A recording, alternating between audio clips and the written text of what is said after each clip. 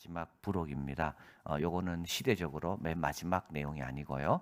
하여튼 다윗 통치 기간 중에 있었던 일인데 사무엘 상하를 적는 역사학자가 다 적은 다음에 요 내용은 꼭 여기 들어가야 되겠다. 그래서 이제 적어 놓은 게 부록입니다. 그래서 이제 부록 중에도 이제 마지막 부록인데요. 요거는 다윗이 인구조사를 하다가 이제 하나님의 벌을 받게 되고 그리고 이제 이 과정 속에서 우리는 다윗은 어떤 사람이고 우리 하나님은 어떤 분인가. 그러면 우리 이스라엘은 어떻게 해야 되는가. 그거를 잘 알려주는. 그래서 어떻게 보면 총 결론에 해당되는 그런 내용이 여기 있습니다. 먼저 인구조사에 대한 내용인데요. 여호와께서 다시 이스라엘을 향하여 진노하사 저희를 치시려고 다윗을 감동시키시니 가서 이스라엘과 유다 인구를 조사하라 하신지라. 자, 여기 다윗은 가만히 있었고 하나님이 인구조사를 시킨 것처럼 나와 있지만 사실 그렇지 않습니다. 여기 보면 여호와께서 다시 이스라엘 향하여 진노하사, 이미 하나님께서 진노할 만한 내용들이 지금 진행되고 있는 중이었습니다. 이미 진행되고 있는 중이었죠. 그래서 하나님께서는 다윗에게 네 원하는 대로 해라. 이게 뭡니까? 이게 강팍해진 바로에게 그 마음을 그냥 내버려 두시는 겁니다. 그래서 다윗은 인구조사가 하나님의 뜻인가 보다. 하나님도 아마 기쁘게 착각한 거죠. 그래서 이미 있습니다. 이미 하나님께서 지금 마음이 굉장히 답답해 하시고 화나 있는 게 있습니다. 근데 거기에 이제 뭐가 들어오는가 하면 인구조사도 들어오는 거죠. 다윗은 이미 자기 마음대로 해온 게 있어요. 그리고 인구조사도 자기 마음대로 지금 그 연장선에서 지금 하고 있는 겁니다. 그런데 하나님은 이번에 한번 내가 한번 진노를 통해서 깨닫게 해야 되겠다. 이런 마음을 가지셨기 때문에 다윗의 이 마음을 막지 아니하시고 그냥 내버려 둔 겁니다.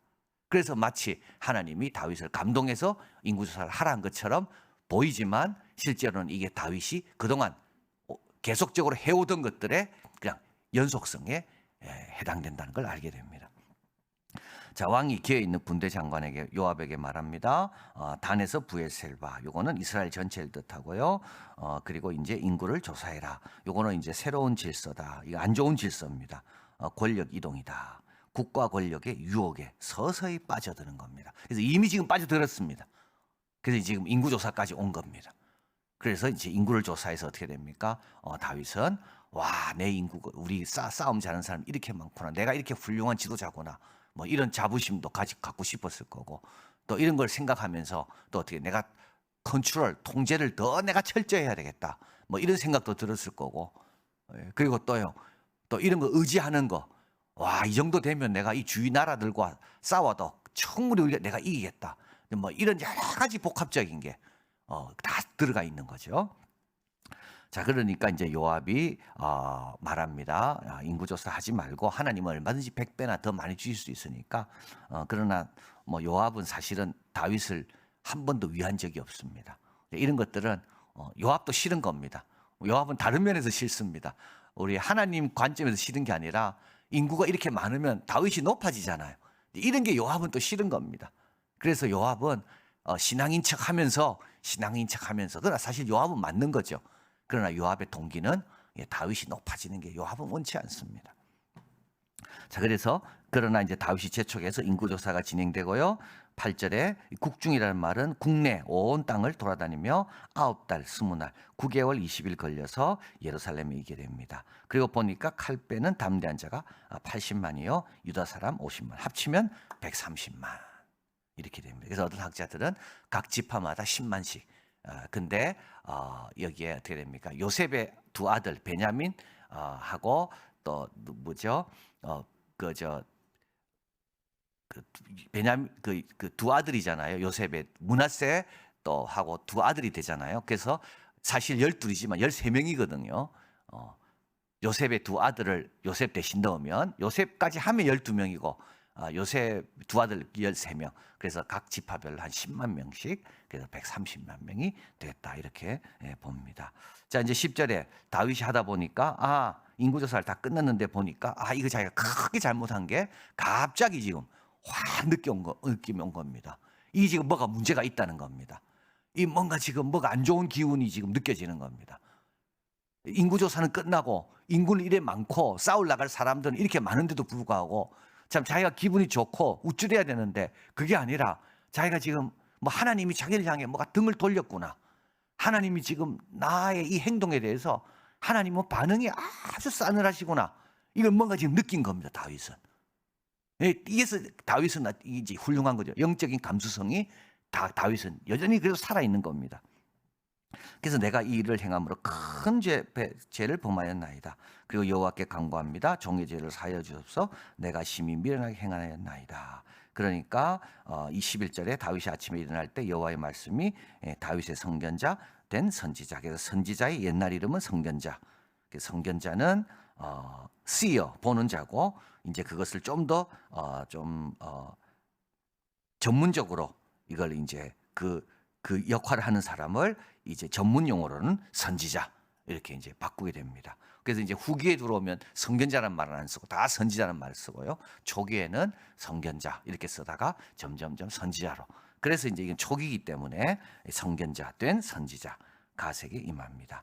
하나님께서 7년 기근을 중에 다음 3개 중에 하나를 택해라는 거거든요. 7년 기근이냐, 대적에게 3개월 쫓길 거냐, 3일 동안 온역이냐.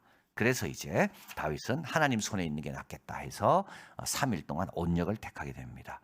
그리고 나서 이제 단에서 브에세바까지 다 사람들이 온역으로 많은 사람이 죽게 됩니다. 이때 이제 16절이죠. 이제 예루살렘을 향해 이제 벌이 오기 시작합니다. 이 전염병이 예루살렘으로 쫙 들어오는 거죠. 이때 이제 여호와께서 이 재앙을 내림을 뉘우치십니다. 하나님이 잘못했다는 뜻이 아니고요. 하나님이 너무 힘드셨다는 겁니다. 우리 하나님은 참 악인을 벌하시지만 그게 속이 시원하게 벌하시는 게 아니고요. 참 저 악인이 살아야 될 악인인데 저렇게 회개하지 않아서 참 저렇게 죽어가나. 그 아버지의 심정. 그래서 하나님께서 됐다 이제. 그래서 예루살렘까지 오는 천사를 탁 막으십니다. 그리고 나서 손을 거두라 하심에 때 여호와의 사자가 여부스 사람 아리우나의 타작말에 마당 곁에 있습니다. 17절 다윗이 백성이 치는 천사를 보고 여호와께 아뢰옵니다. 나는 범죄하였고 악을 행하였사온데 이 양무리는 무엇을 행하였나이까? 청컨대 주의 손으로 나와 내 아비 집을 치소서. 다윗은 이제 돌아왔습니다. 이제 원래 자기 모습으로 돌아온 겁니다. 인구조사하고 백성들 위해 군림하고 그게 아니라 이제 우리 하나님 마음에 합한 그 양을 칠 때 그 양을 아끼던 그 마음으로 다시 돌아온 겁니다. 우리 하나님께서 말합니다. 아리우나 다장마당에서 지금 이제 천사가 이제 칼을 들고 오다가 딱 멈춘 바로 그 자리에서 네가 단을 쌓아라. 바로 그 자리에서. 그래서 이제 다윗은 이 여부스 사람이거든요. 이스라엘 사람이 아닙니다. 이스라엘 12지파에 속한 사람이 아니고 이 사람은 옛날 가나안 족속 중에 한 여부스 사람입니다. 근데 이 사람의 타작마당, 이 사람 집 앞에 단을 쌓아라 하니까 다윗은 그대로 순종합니다. 그리고 이제 아라우나가 다윗에게 고합니다. 내 주 왕 좋게 여기는 대로 취하소서. 그리고 내 거를 취해서 드리소서. 번제에 대한 소가 있습니다. 뗄나무에 대한 마당질하는 제구와 소의 멍에가 있습니다. 요걸 다 소도 잡고 여기 있는 그저 제구와 그런 소의 멍에도 이걸로 뗄감으로 삼으시고 그리고 이 땅에 내 마당에서 다 드리라고. 근데 이제 24절이죠. 이게 이제 핵심입니다. 왕이 아라우나에게 이릅니다. 그렇지 아니하다. 내가 값을 주고 사서 내게서 살이라. 값 없이는 내 하나님 여호와께 번제를 드리지 아니하리라. 여러분 뭐 좀 쉽게 은혜 받으려는 생각 버리시길 바라요.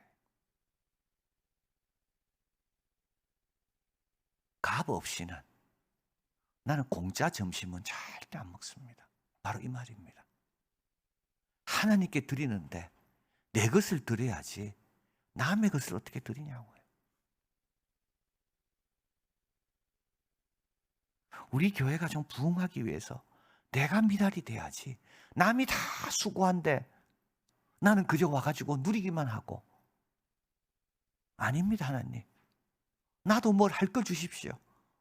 나도 뭔가 희생하고 헌신해서 나도 뭔가 기여하고 싶고, 바로 이 말입니다. 주님의 나라 십자가에 하나님, 나도 뭔가 기여하고 싶고, 예수님의 고난에 나도 뭔가 참여하고 싶습니다. 바로 이 뜻입니다. 이게 다윗의 원래 마음이었죠. 양을 지키기 위해서는 남이 지켜주는 게 아니라 자기 목숨을 바쳐서 양을 지켜내는, 이 다윗이 돌아온 겁니다. 자, 그래서 이제 다윗은 아라우나가 참 좋은 제안을 했지만 그걸 다 거절하고 자기 값을 다 지불하고, 그리고 나서 거기서 단을 쌓습니다. 25절입니다. 번제와 화목제를 드렸더니 이에 여호와께서 그 땅을 위하여 기들으시고, 역대하에 보면 불이 임합니다. 그래서 번제를 태우게 되고요. 그리고 이스라엘에 내리는 재앙이 그치게 됩니다. 역대상 22장 1절에 보면 이 땅이 뭐가 됩니까? 다윗이 이릅니다. 여호와 하나님의 성전이요 이는 이스라엘의 번제단이다. 그래서 이곳이 뭐가 된다고요? 성전터가 되는 것. 성전터는 어떤 것입니까? 하나님을 위해 값을 지불하는 곳이 성전터가 됩니다.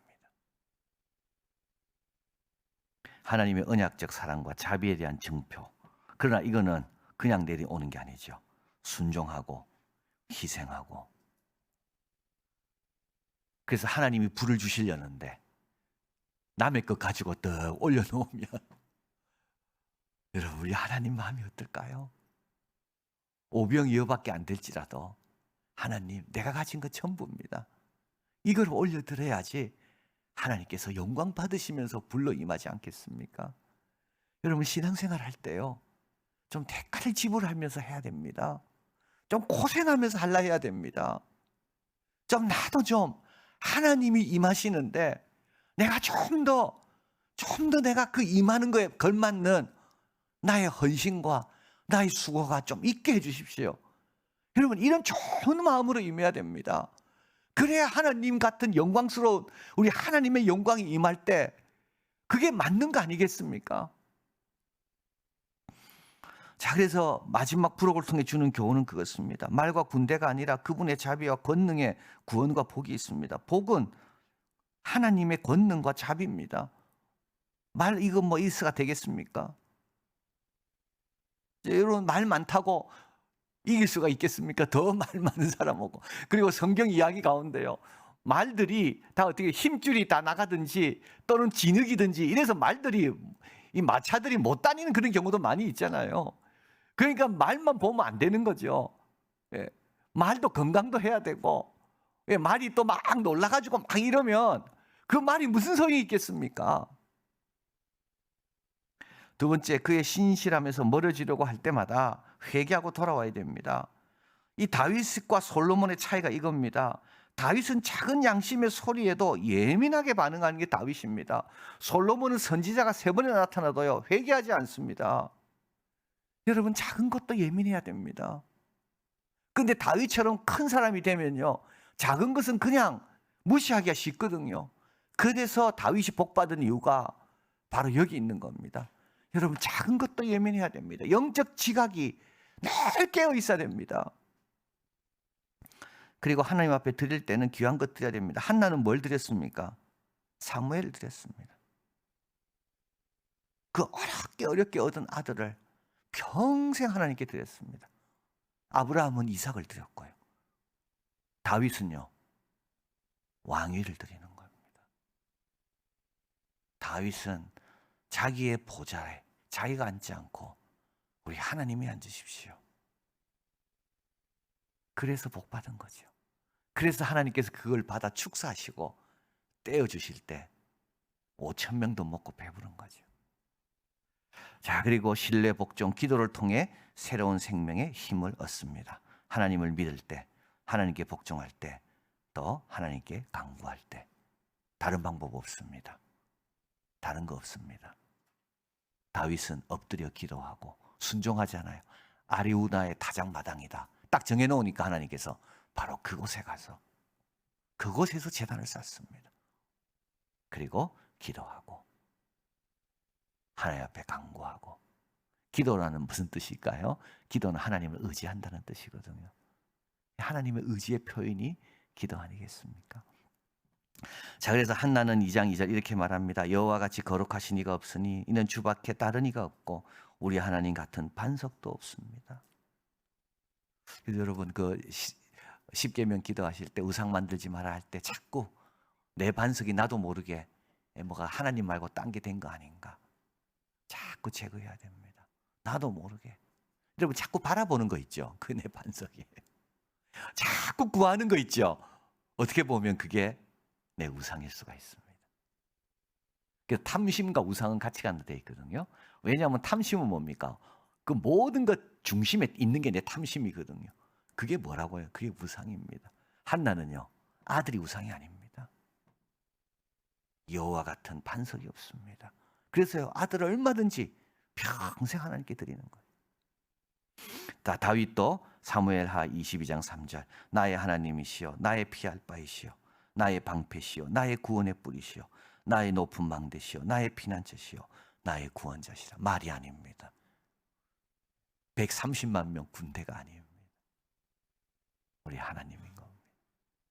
그래서 제가 오기 전에 조금 우크라이나에 대해서 읽었는데 참 러시아가 큰 착각을 했죠. 왜냐하면 러시아는 군대도 많고 무기도 좋고 또 싸움도 많이 해봤고 그래서 이 키우의 수도에 들어가면 곧 무너질 것이고 그리고 지금 그 돈네츠크인가 그쪽에 어딥니까 루안스키하고 그쪽에 10년 동안 러시아가 다스렸거든요. 근데도 거기가 안 넘어지고 있는 거. 근데 이 우크라이나에 들어왔을 때도 오히려 더 지금 2월 24일부터 지금은 뭐 얼마가 지났습니까? 7개월이 지금 지났는데도요. 오늘 뉴스에 보면 오히려 더 우크라이나가 더 그래서 우리 영토에서 러시아는 마지막 나갈 때까지 우리가 싸우겠다. 모든 영토에 우크라이나 국기가 꽂힐 것이다. 말로 싸운 게 아닙니다. 참 우리 하나님께서 도와주시면 이런 일이 일어나는 겁니다. 그래서 다윗은 여호와가 나의 반석, 나의 구원자, 나의 피할 분. 자, 그래서 우리도 이걸 꼭 기억하시고 오늘 말씀을 기억하시며 나도 하나님 앞에 귀한 것 드리리라. 이런 복된 모습으로 승리하시길 바랍니다.